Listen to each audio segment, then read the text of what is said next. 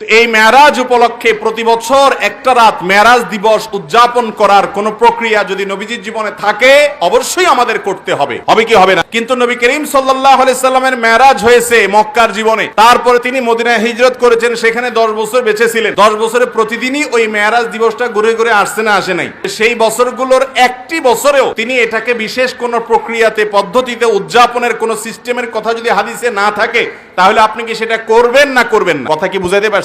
আর যদি আপনি বলেন না আমি খারাপ কি করছি, আমি তো ভালো কাজই করছি, নামাজ কালামই পড়ছি, আপনাকে একটা অকেশনে একটা বিশেষ উপলক্ষে ইবাদত করতে হলে সেই উপলক্ষ যদি মুহাম্মদ রাসূলুল্লাহর জীবনেও থেকে থাকে, তিনি সেই উপলক্ষে যদি ওই কাজটা না করেন, আপনি যদি মন গড়া করেন, তাহলে এটা হলো বিদআত।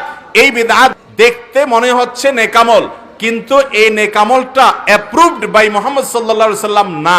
তিনি তার জীবনে মেরাজের পরে বহু বছর অতিবাহিত হয়েছে, কোন বছর এই রাতকে আমাদের মতো এরকম বিশেষ কোন প্রক্রিয়া পদ্ধতিতে উদযাপন করেছেন বলে কোন জাল হাদিসও পাওয়া যায় না। যদি থাকে আপনি আমল করেন, আপনি খোঁজেন, কিন্তু নাই। যদি না থাকে তারপরও যদি আপনি সেটাকে আপনার জন্য করণীয় হিসাবে ঠিক করে নেন, তাহলে 10ই কি করে আপনি সেটা দেখলেন, হাদিসে কি আছে, নবীজি কি করেছেন সেটা আপনি দেখেন নাই। কথা কি বুঝাইতে পারছি?